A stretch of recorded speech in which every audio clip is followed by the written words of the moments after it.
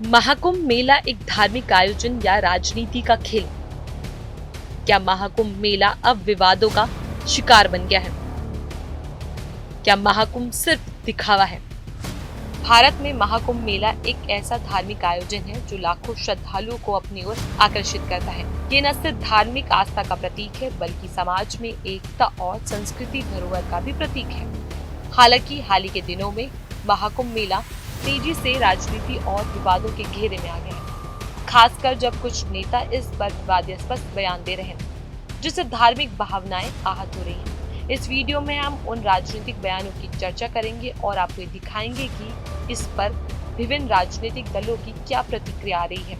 हाल ही में राष्ट्रीय जनता दल आरजेडी के प्रमुख लालू प्रसाद यादव ने महाकुंभ मेले को फालतू बताकर एक नया विवाद खड़ा किया है।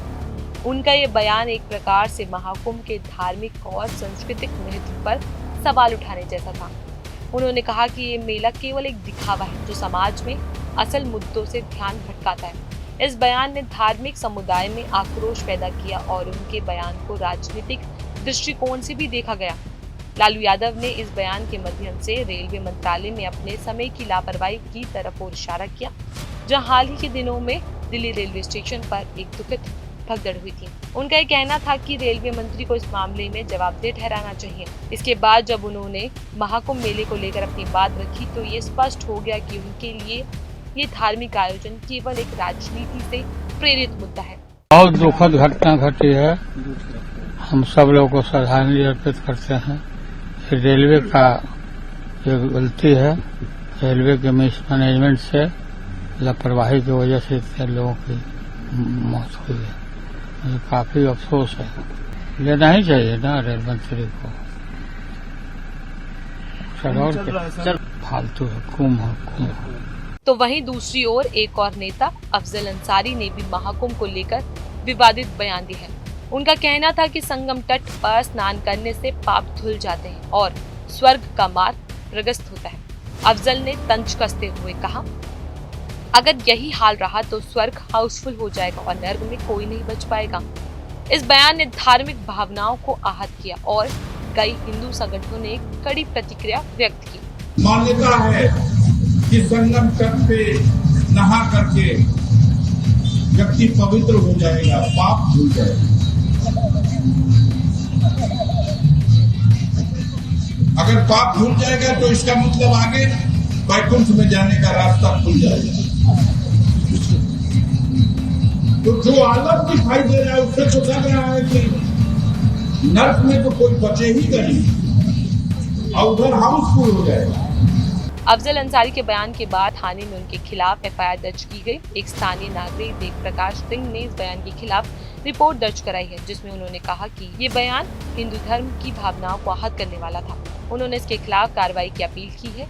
ये घटना एक बार फिर से दिखाती है कि धार्मिक मामलों को लेकर राजनीति बयानबाजी कितनी संवेदनशील हो सकती है। इस मामले में पुलिस ने कार्रवाई करते हुए ये सुनिश्चित किया है कि धार्मिक भावनाओं को उल्लंघन करने के लिए खिलाफ कड़ी कार्रवाई की जाएगी। संत श्री रविदास जयंती के कार्यक्रम में थाना शादियाबाद के अंतर्गत इनके द्वारा एक वक्तव्य दिया गया था, जिसके संबंध में एक तहरीर प्राप्त हुई कि इस वक्तव्य के कारण लोगों की धार्मिक भावनाएं आहत हुई हैं।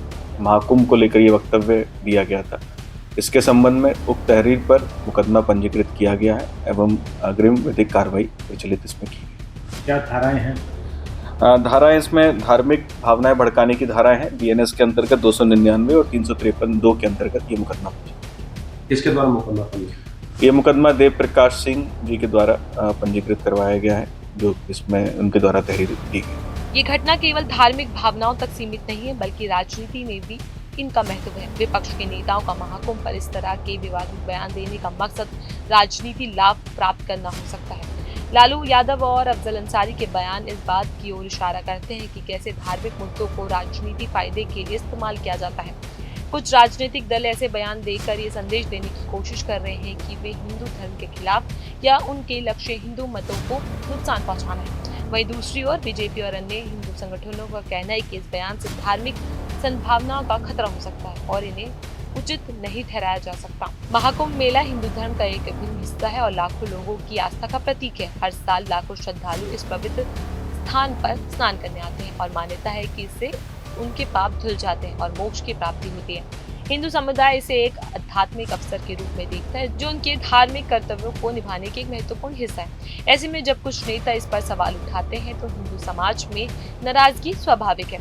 महाकुंभ मेला और इससे जुड़े विवादित बयान ये साबित करते हैं कि भारत में राजनीति और धर्म का संबंध कभी भी सरल नहीं रहा। जब भी कोई धार्मिक आयोजन सामने आता है तो वहाँ केवल धार्मिक भावना का विषय नहीं रहता बल्कि एक राजनीतिक उपकरण भी बन जाता है। नेताओं के बयान इस बात का प्रमाण है कि राजनीति धर्म के नाम पर लोगों के बीच विभाजन पैदा करने में भी सक्षम है। वैसे आपकी क्या राय जानकारी को लेकर हमें कमेंट सेक्शन में जरूर बताएं।